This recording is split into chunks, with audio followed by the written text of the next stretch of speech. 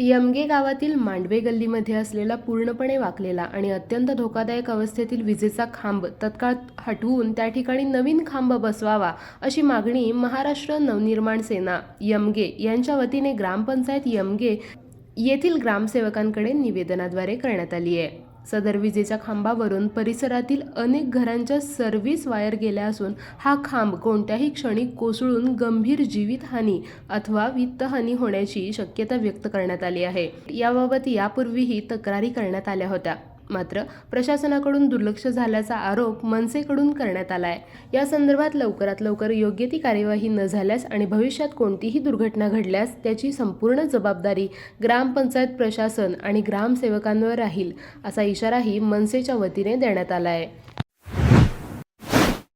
बाळ, फ्रीजमधून श्रीखंड काढ ना। आम्ही पूर्वी घरीच बनवायचो श्रीखंड, त्याची चवच वेगळी होती। आता काय सगळं रेडीमेड।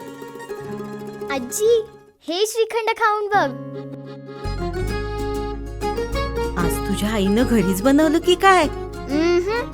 हे आहे गोकुळचं श्रीखंड। अगदी जिभेवर रेंगाळणार। जिभेवरच नाही तर मनावरही रेंगाळणार। गोकुळ श्रीखंड, मनावर रेंगाळणार।